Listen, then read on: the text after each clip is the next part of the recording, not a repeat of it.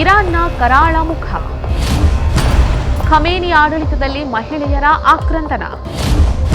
ಇದೆಲ್ಲ ಈಗ ಬೊಬ್ಬಿಡ್ತಾ ಇರುವವರಿಗೆ ತಿಳಿಯೋದು ಯಾವಾಗ?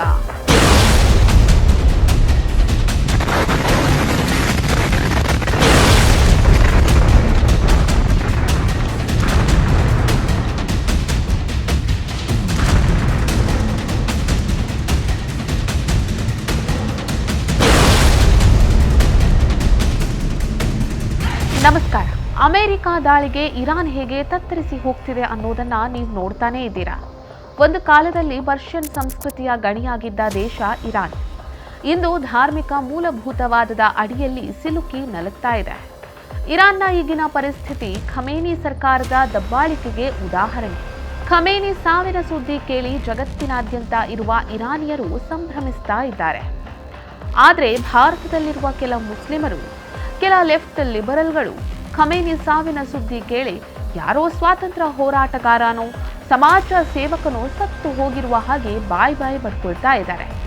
ಇವರಿಗೆಲ್ಲ ಖಮೇನಿ ಆಡಳಿತದ ಕರಾಳತೆ ಗೊತ್ತಿಲ್ವೋ ಏನೋ.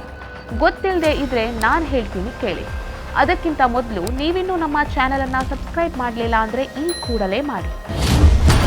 ಇತಿಹಾಸದ ಕರಾಳ ಪುಟಗಳು.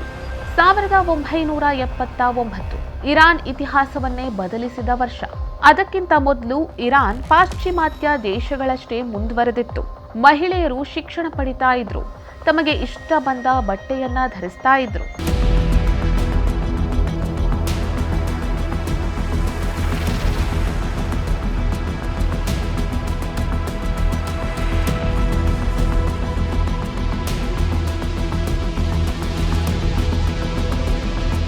ಆದರೆ ಕ್ರಾಂತಿಯ ನಂತರ ಅಧಿಕಾರಕ್ಕೆ ಬಂದ ಆಯತುಲ್ಲಾ ಖೊಮೇನಿ ಮತ್ತು ಅವರ ನಂತರ ಬಂದ ಅಲಿ ಖಮೇನಿ ಇಡೀ ದೇಶವನ್ನ ಧಾರ್ಮಿಕ ಕಪಿಮುಷ್ಟಿಯಲ್ಲಿ ಬಂಧಿಸಿಬಿಟ್ರು.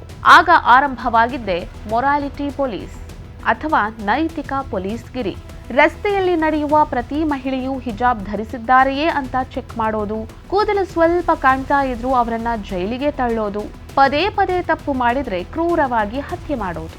ಇಂಥ ಕರಾಳ ಕ್ರೂರ ಕಾನೂನು ಜಾರಿಗೆ ಬಂತು, ಅದು ಇಸ್ಲಾಂ ಧರ್ಮದ ಹೆಸರಿನಲ್ಲಿ.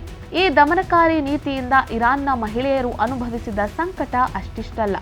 ಬದುಕಲು ಆಗದೆ, ಸಾಯಲು ಆಗದೆ ಮಾನಸಿಕವಾಗಿ ಕುಗ್ಗಿ ಹೋದ್ರು ಇರಾನ್ನ ಮಹಿಳೆಯರು. 13ರ ಬಾಲೆಯನ್ನು ನೇಣಿಗೇರಿಸಲಾಗಿತ್ತು. ಅದು 2004. ಅತೇಫಿ ರಜಾಬಿ ಸಹಾಲೆ ಎಂಬ 13 ವರ್ಷದ ಹುಡುಗಿಯನ್ನ ನೇಣಿಗೇರಿಸಲಾಗಿತ್ತು. ಅದು ಹಾಡಹಗಲೇ ರಸ್ತೆ ಮಧ್ಯದಲ್ಲಿ ಕ್ರೇನ್ನ ತುದಿಗೆ ಹಗ್ಗ ಕಟ್ಟಿ ಆ ಹುಡುಗಿಯನ್ನ ನೇತ್ ಹಾಕಿದ್ರು. ಇಷ್ಟು ಕ್ರೂರ ಶಿಕ್ಷೆ ನೀಡೋದಕ್ಕೆ ಆ ಹುಡುಗಿ ಮಾಡಿದ ತಪ್ಪೇನ್ ಗೊತ್ತಾ? ಟ್ಯಾಕ್ಸಿಯಲ್ಲಿ ಹೋಗ್ಬೇಕಾದ್ರೆ ಮುಖದ ಮೇಲಿನ ಹಿಜಾಬ್ ಸ್ವಲ್ಪ ಪಕ್ಕಕ್ಕೆ ಸರಿದದ್ದು. ಈಕೆಯ ಹಿಜಾಬ್ ಸರಿದದ್ದನ್ನ ನೋಡಿದ ಪೊಲೀಸರು ಈ ಪುಟ್ಟ ಹುಡುಗಿಯನ್ನ ಪೊಲೀಸ್ ಠಾಣೆಗೆ ಕರ್ಕೊಂಡು ಹೋಗಿ ಅಲ್ಲಿಯೇ ಆಕೆಯ ಮೇಲೆ ಸಾಮೂಹಿಕ ಅತ್ಯಾಚಾರ ನಡೆಸಿದ್ರು. ಪುರುಷರು ಅತ್ಯಾಚಾರ ಮಾಡಬಹುದು, ಆದ್ರೆ ಮಹಿಳೆಯರ ಹಿಜಾಬ್ ಮಾತ್ರ ಸ್ವಲ್ಪ ಕೂಡ ಸರಿಬಾರದು. ಇದಾದ ಮೇಲೆ ಆ ಹುಡುಗಿಯ ಮೇಲೆ ವೇಶ್ಯಾವಾಟಿಕೆಯ ಆರೋಪ ಹೊರಿಸಿ ಕೋರ್ಟ್ಗೆ ಹಾಜರುಪಡಿಸಿದ್ರು. ಕೊನೆಗೆ ಖಮೇನಿ, ನೀನೊಬ್ಬಳು ವೇಶ್ಯೆ, ನಿನ್ನನ್ನ ಗಲ್ಲಿಗೇರಿಸುವುದೇ ಸರಿ ಅಂತ ಆದೇಶ ಹೊರಡಿಸಿದ. ಕೊನೆಗೆ ಆಕೆಯನ್ನ ಗಲ್ಲಿಗೇರಿಸಲಾಯಿತು. ಲಾಕಪ್ನಲ್ಲೇ ಚಚ್ಚಿ ಕೊಂದು ಬಿಟ್ರು. ಖಮೇನಿ ಆಡಳಿತದ ಕ್ರೌರ್ಯಕ್ಕೆ ಬಲಿಯಾದವರಲ್ಲಿ ಮತ್ತೊಬ್ಬಳು 22 ವರ್ಷದ ಯುವತಿ ಮಹ್ಸಾ ಅಮೀನಿ. ಸರಿಯಾಗಿ ಹಿಜಾಬ್ ಧರಿಸಲಿಲ್ಲ ಅನ್ನೋ ಕ್ಷುಲ್ಲಕ ಕಾರಣಕ್ಕೆ ಪೊಲೀಸರು ಅವಳನ್ನ ಬಂಧಿಸಿ ಲಾಕಪ್ನಲ್ಲಿ ಅಮಾನುಷವಾಗಿ ಹೊಡೆದು ಕೊಂದ್ರು. ಈ ಘಟನೆ ಇಡೀ ಇರಾನ್ ಅನ್ನ ಎಚ್ಚರಿಸಿತು.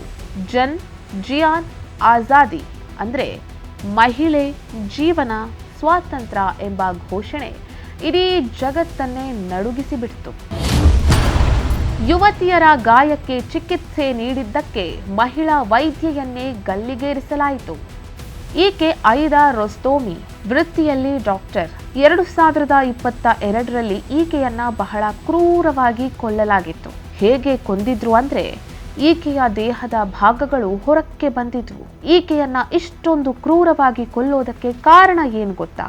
ಪೊಲೀಸರಿಂದ ಮನಸೋ ಇಚ್ಛೆ ಹೊಡೆತ ತಿಂದ ಯುವತಿಯರಿಗೆ ಈ ವೈದ್ಯೆ ಚಿಕಿತ್ಸೆ ನೀಡಿದ್ಲು. ಇದು ಖಮೇನಿ ಕೋಪಕ್ಕೆ ತುತ್ತಾಗಿತ್ತು. ಕೇವಲ ಚಿಕಿತ್ಸೆ ನೀಡಿದ್ದಕ್ಕೆ ಐದಾ ಶವವಾಗಿ ಹೋಗಿದ್ಲು. ಹಿಜಾಬ್ ಸರಿದದ್ದಕ್ಕೆ ಮಹಿಳೆ ಮೇಲೆ ಆಸಿಡ್ ದಾಳಿ. ಇನ್ನು ಮಾರ್ಜಿ ಇಸ್ಫಹಾನ್ ಎಂಬ ಮಹಿಳೆ ಕಥೆ ಇನ್ನೊಂದು ದುರಂತ. ಸರಿಯಾಗಿ ಹಿಜಾಬ್ ಧರಿಸಲಿಲ್ಲ ಅನ್ನೋ ಕಾರಣಕ್ಕೆ ಆಕೆಯ ಮೇಲೆ ಆಸಿಡ್ ಎರಚಲಾಗಿತ್ತು.